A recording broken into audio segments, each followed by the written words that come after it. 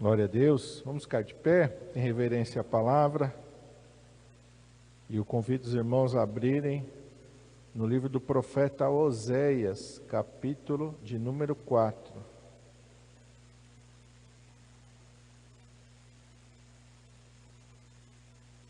Logo depois de Daniel. Oséias 4, versículo de número 6.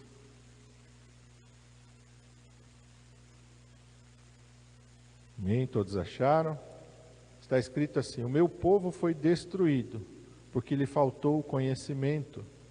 Porque tu rejeitaste o conhecimento, também eu te rejeitarei, para que não sejas sacerdote diante de mim. Visto que te esqueceste da lei do teu Deus, também eu me esquecerei de teus filhos. Vamos orar. Pai, em nome de Jesus, nós estamos diante da tua palavra, Senhor, nesta noite.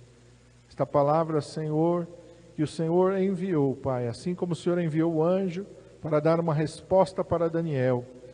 Daniel estava orando, estava buscando, estava jejuando, e o anjo foi enviado para levar uma resposta para Daniel.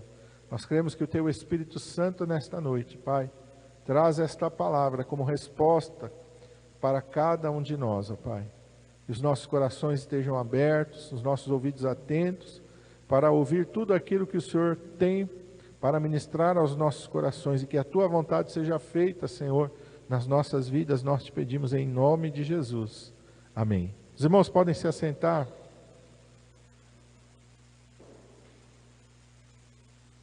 Esse é um versículo conhecido, né? Tem uma outra versão que diz: o meu povo perece porque lhe falta conhecimento. E aqui, nesta versão, a revista corrigida da Sociedade Bíblica do Brasil, meu povo foi destruído porque lhe faltou o conhecimento.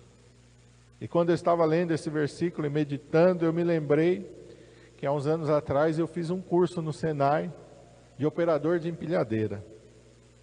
Fiz o curso no Senai, não lembro quanto tempo durou, mas foi um período. E eu me lembro que quando chegou no final do curso, o professor falou para a gente: olha, cada um pegou seu certificado lá e tudo certinho. Ele falou: olha, se vocês não exercerem a profissão, eu não me lembro direito, mas eu creio que eram 6 meses. Em 6 meses, se você não exercer a profissão, esse certificado perde o valor. Não vale mais nada. Depois você vai ter que fazer novamente o curso para que o seu diploma seja válido. Porque se em 6 meses você não praticar o que você aprendeu aqui, você vai esquecer. E é perigoso, manusear uma empilhadeira é perigoso. E aí lá fazia parte do curso, a gente assistia vídeos de acidentes, né? O pessoal operando a empilhadeira e alguns até com morte. Então ele frisou bem: olha, você tem que entrar no mercado de trabalho, porque se você não entrar no mercado de trabalho, você vai esquecer tudo que você aprendeu aqui. E aí, o diploma perde o valor. Nenhuma empresa vai aceitar o teu diploma se ele tiver, se eu não me engano, era 6 meses. Mais de 6 meses você não exerceu. Tem que fazer de novo. E eu me lembrei da importância da gente não apenas aprender, mas da gente praticar aquilo que a gente aprende. Se para um requisito humano tem uma coisa humana, a gente tem que praticar. Imagina as coisas de Deus. Quão é importante nós colocarmos em prática tudo aquilo que a gente aprende da palavra de Deus.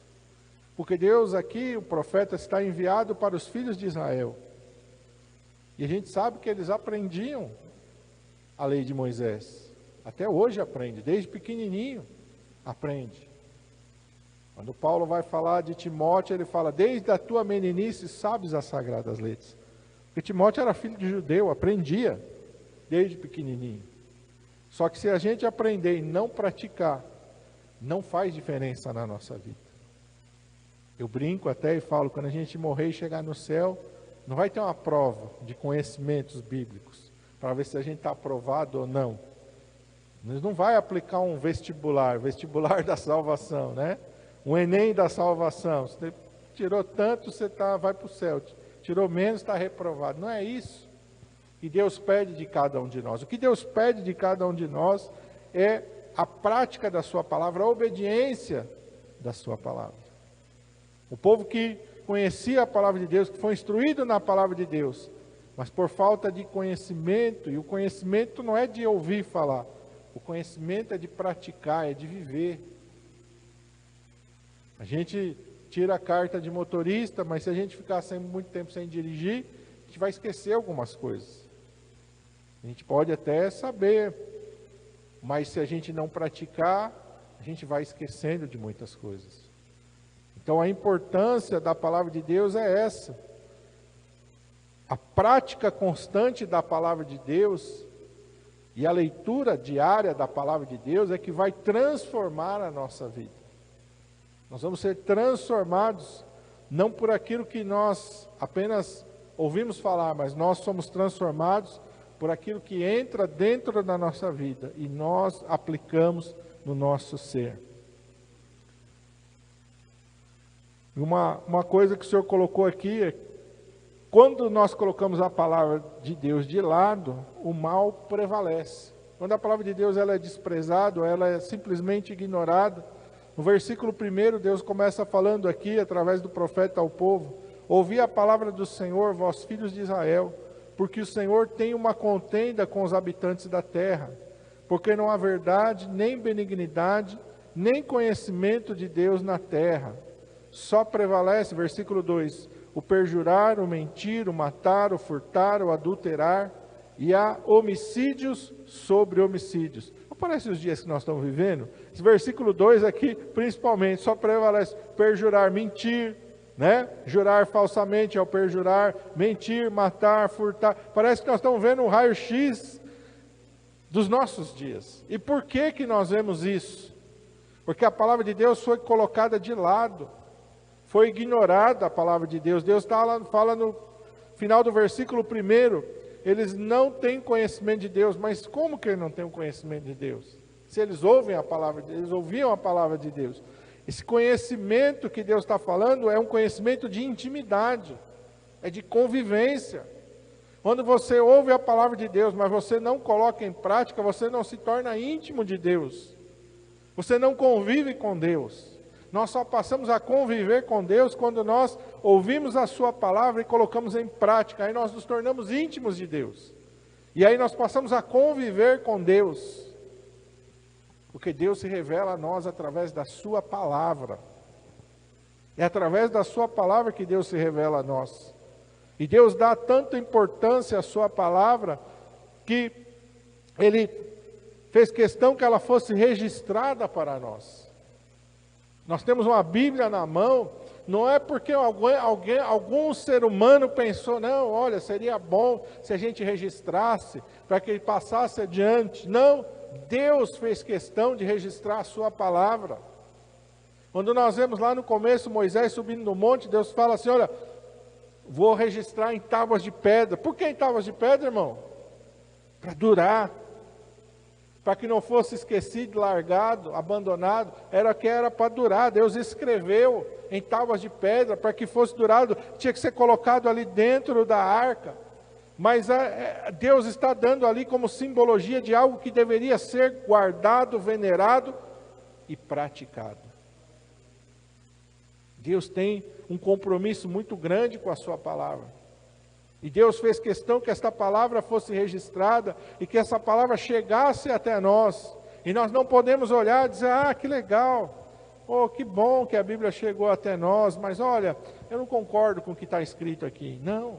Ou olhar e dizer, não, isso aqui já não, hoje em dia a gente não aplica mais, porque é um livro de muitos anos, sabe? É muito antigo, hoje em dia os tempos mudaram. Não.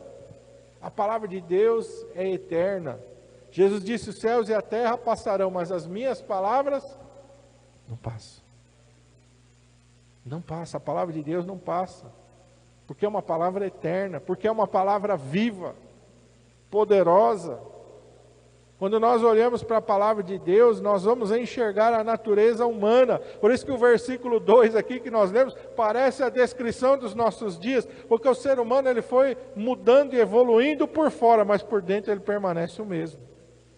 A gente mudou a maneira de vestir, a gente mudou a maneira de construir, a gente agora tem eletricidade, eles não tinham, a gente tem muitas comodidades que eles não tinham, mas a natureza humana permanece a mesma. A inclinação do coração do homem é a mesma. E nós precisamos da palavra de Deus. Nós precisamos que a palavra de Deus nos transforme. Os filhos de Israel colocaram a palavra de Deus de lado e tudo isso começou a acontecer no meio deles. Afetou até a terra que mana leite e mel. Lembra que Deus disse para Moisés: eu vou dar para esse povo, vou dar para vocês, Moisés, uma terra que mana leite e mel, uma terra de bênção, uma terra de abundância. Mas olha o que Deus diz aí no versículo 3. Por isso a terra se lamentará, e qualquer que morar nela desfalecerá, com os animais do campo e com as aves do céu, e até os peixes do mar serão tirados. Até a natureza sofre a consequência do pecado do homem. Deus está dizendo a terra aqui, que era para ser uma terra abençoada, uma terra que mana leite e mel, uma terra de ribeiros, uma terra que Deus diz: vocês vão cavar, vocês vão achar o cobre, vocês vão achar o ouro, vocês vão achar a prata. Porém Deus está dizendo: essa terra agora vai lamentar por causa do pecado. Qualquer que morar nela, em vez de ser uma pessoa abençoada, vai ser uma pessoa que vai desfalecer. Até as aves dos céus, até os animais do campo, até os peixes do mar vão sofrer a consequência do pecado do homem. E a palavra de Deus diz que a natureza geme na expectativa da revelação dos filhos de Deus. A gente pode até não perceber, mas a natureza está gemendo. E ela está gemendo por causa do pecado do homem.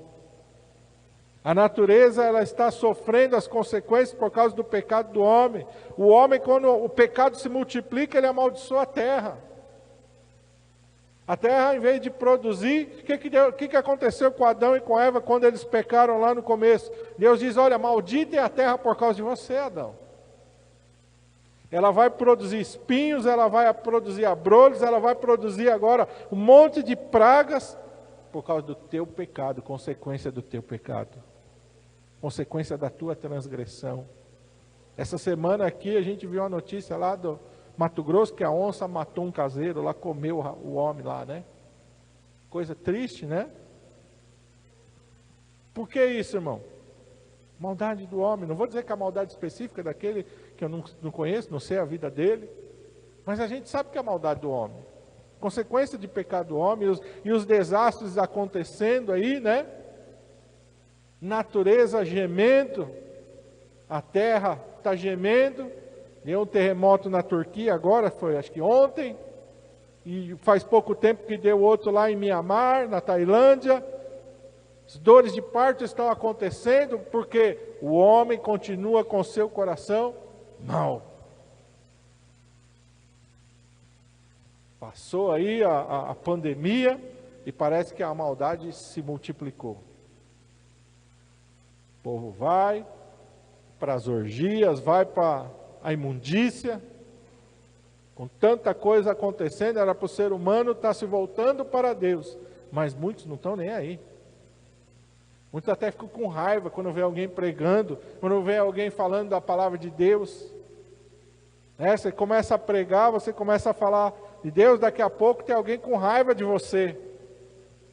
O que é isso? A maldade, desprezo, as pessoas não querem saber nada das coisas de Deus, então a terra fica amaldiçoada. E quando a palavra de Deus ela é colocada do lado, tudo começa a ser destruído e a morte começa a prevalecer. Olha o que diz aí no versículo 5. Por isso cairás de dia, e o profeta contigo cairá de noite, e destruirei a tua mãe. Olha o que Deus está falando, ninguém permanece de pé, a morte começa a prevalecer. O profeta aqui é o profeta que não ficou firme, né? Porque o profeta, quando ele permanece na palavra, ele permanece de pé. Mas muitos estão se vendendo. Hoje em dia tem igreja para tudo quanto é tipo, né? A pessoa não quer abandonar o pecado, quer continuar com o pecado. Vai ter uma igreja que vai acolher ele, vai abraçar ele, e que vai dizer para ele que está tudo bem, que ele pode continuar no pecado, que não tem problema.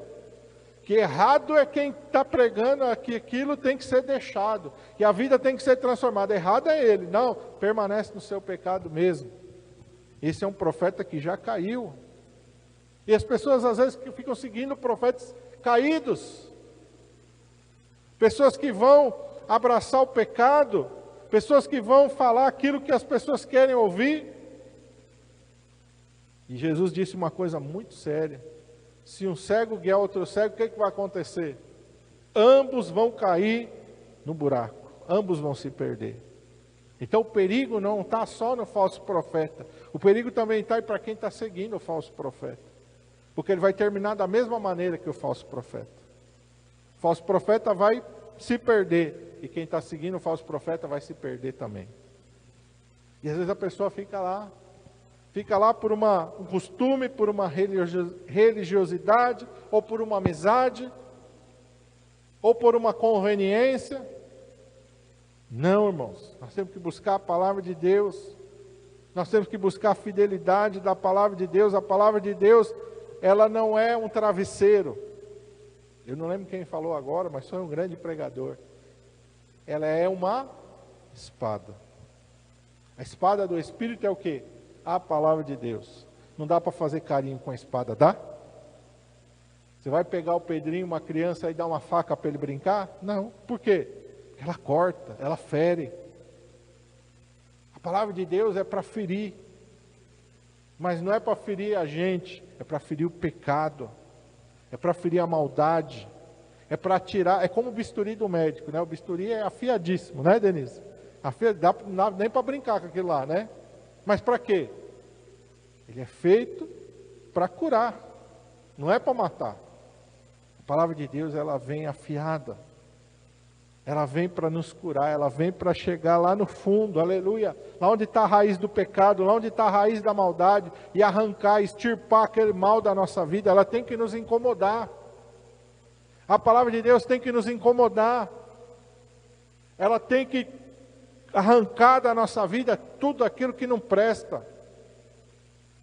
Não é para a gente olhar para a palavra de Deus e achar que esse versículo eu aceito. Quando fala de bênção, glória a Deus, aleluia. O Senhor é meu pastor e nada me faltará. Quando a palavra de Deus diz para mim me arrepender, não, eu não concordo com isso não. Isso aqui eu não gosto de ler essa parte não. Eu prefiro ler só aquela. Não, a palavra de Deus não é para a gente fazer isso. A palavra de Deus é para nos confrontar. A palavra de Deus é para nos repreender, para nos exortar.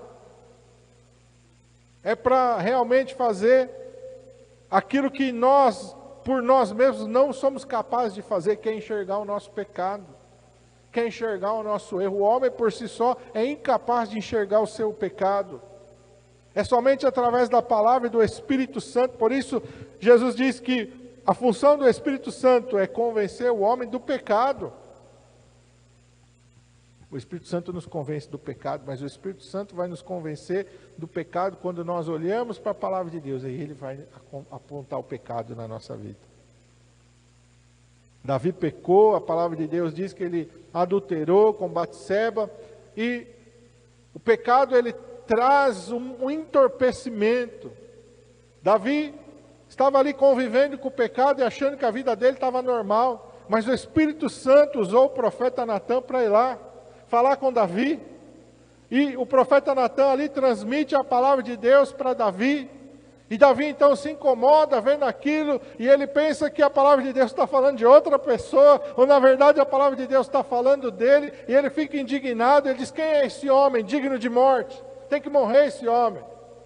E aí o profeta, usado pelo Espírito Santo, diz: esse homem é você, esse é o teu pecado, essa é a tua maldade.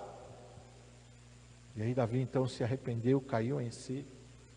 Agora você imagina se o profeta vai lá e fala: Davi, não tem problema não, viu? Deus é contigo. Olha, você errou aí, mas está tudo bem, não tem problema não. Davi ia ter terminado seus dias na morte e na destruição. E eu não estou falando de morte física só não, porque morrer fisicamente ele morreu. Mas a pior das mortes, que é a morte espiritual. Essa é a pior morte, a morte que leva para o inferno, a morte que leva à condenação eterna. A Bíblia chama ela da segunda morte, porque é a morte que vai levar as pessoas para um lugar da onde elas não podem mais sair. Mas a palavra de Deus, aleluia, ela vem para nós para gerar vida, aleluia. Jesus disse: as palavras que eu vos tenho dito são espírito e vida. A palavra de Deus é vida, irmão. Ela pode te machucar, ela pode te ferir, ela pode te incomodar, mas ela está fazendo isso para tirar a morte de dentro de você e colocar a vida de Deus dentro de você. Para isso que a palavra de Deus vem. Ela vem para, como vamos dizer ali, uma injeção, né? Que vem ali um antídoto. Vamos dizer que a pessoa tomou uma picada de cobra ali, ela precisa tomar um antídoto para anular aquele veneno mortal. E se ficar ali, vai levar a pessoa à morte. Então a palavra de Deus, ela vai entrar como antídoto, aleluia, para extrair o mal, para extrair a morte de dentro de nós, para anular aquilo que é mal, aleluia. E ela vai fazer isso como? Através da nossa obediência. É contra a natureza humana a obediência, porque a nossa carne está contaminada pelo pecado. Nós temos que lutar contra a nossa própria natureza. Por isso o Senhor Jesus disse: aquele que quiser vir após mim, negue-se cada dia a si mesmo, tome sobre si a sua cruz e siga-me. Seguir ao Senhor Jesus significa negar-se cada dia a si mesmo, significa carregar a sua cruz. É fácil carregar a cruz? Não. Principalmente porque quem tem que ser pregado nela somos nós. Diferente lá aquele homem que foi pego para carregar a cruz de Jesus. Ele carregou a cruz, mas ele não ia morrer nela. Mas nós carregamos uma cruz que nós temos que ser crucificados nela. Porque se o velho homem não morrer, nós não vamos ser salvos. O velho homem tem que morrer para que o novo homem, aleluia, criado à imagem e à semelhança de Deus, prevaleça. Paulo diz isso, aleluia, já não sou mais eu quem vivo, mas Cristo vive em mim. Esse tem que ser o objetivo de cada um de nós. Cristo vive em mim, aleluia.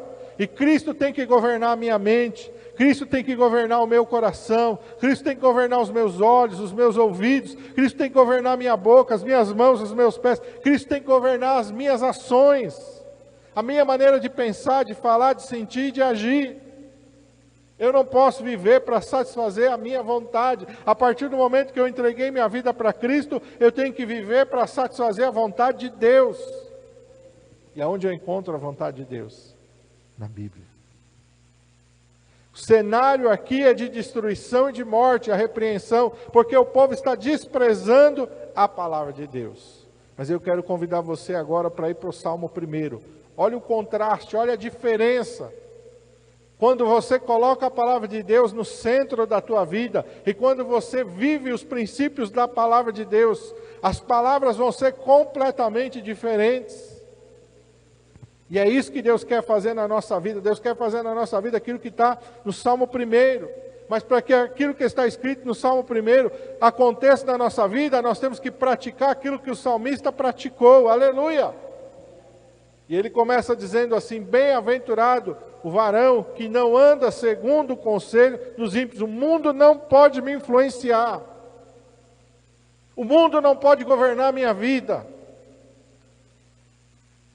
Que não se detém no caminho de pecadores, nem se assenta na roda dos escarnecedores. Tem gente que tem mais prazer nas coisas do mundo do que na igreja. Na igreja ele não tem prazer, mas convida ele para ir numa festa no mundo, você vai ver se ele vai ter prazer. Convida ele para ir nas coisas do mundo, aí ele vai com toda alegria. Vem na igreja, às vezes ele vem meio emburrado, às vezes ele vem meio contrariado, ou às vezes tem uma pressa danada, mas se ele está lá no mundão, ele está tranquilo. Não, irmão. O nosso prazer tem que estar na presença do Senhor. Versículo 2: antes o seu prazer está na lei do Senhor, e na sua lei medita de dia e de noite. É aquele que lê a palavra de Deus, mas não lê por obrigação, ele lê por prazer. E ele medita na palavra de Deus, ele vai olhar cada coisa da vida dele, e ele vai para buscar ali na palavra de Deus algo, aleluia, para ele filtrar as coisas da vida dele. seja um filme, seja uma série, seja alguma coisa na vida dele, ele vai colocar sobre o prisma da palavra de Deus. Será que isso aqui agrada a Deus? Será que não agrada? Será que se eu viver dessa maneira? Será que se eu for nesse lugar? Será que se eu assistir isso? Será que se eu fizer aquilo, vai agradar a Deus ou não? E o prazer dele não é só ler, mas é meditar, é aplicar na sua vida. O que acontece com essa vida? Lá a morte prevaleceu, lá a terra foi amaldiçoada, mas e aqui, aleluia, versículo 3, será como árvore plantado junto a ribeiros de águas, a qual dá o seu fruto na estação própria, não tem morte, não tem esterilidade, aleluia, cujas folhas não caem, e tudo quanto fizer prosperará. Diferente lá que Deus fala assim, eu vou te derrubar, eu vou te cortar. Aqui Deus está falando, não, tudo quanto você fizer prosperará, aleluia. E aí Deus faz uma advertência, não são assim os ímpios, mas são como a moinha que o vento espalha, é como a palha que o vento leva embora, aleluia. Pelo que os ímpios não subsistirão no juízo, nem os pecadores na congregação dos justos. Vai chegar o dia do juízo final, e nesse dia a palavra de Deus diz que os ímpios não subsistirão no juízo, vão ser condenados. Os pecadores não vão estar na congregação do justo. Não adianta a pessoa falar, não, morreu, foi para o céu. Não, só vai morrer e vai para o céu aquele que é lavado e remido no sangue do Cordeiro, aleluia. Aquele que morreu e nasceu de novo, aleluia. Jesus disse para Nicodemos, quem não nasceu de novo não pode ver o reino dos céus. Não é porque a pessoa é bonzinha, não é porque a pessoa, você acha que ela, é tão bonzinho, é tão amável. Não, se não nasceu de novo, se não aceitou Jesus, não vê o reino dos céus. Morreu e vai para o inferno. Se não nasceu de novo. Versículo 6, porque o Senhor conhece o caminho dos justos, mas o caminho dos ímpios perecerá. Aleluia! Como é que Deus conhece o caminho dos justos? Que o justo anda com ele. Aleluia! Você vê Abraão está passando a vida inteira, sempre Deus está ali presente na vida de Abraão. Você vai ver Davi vai passar por várias coisas na sua vida, mas sempre a presença de Deus vai estar com Davi.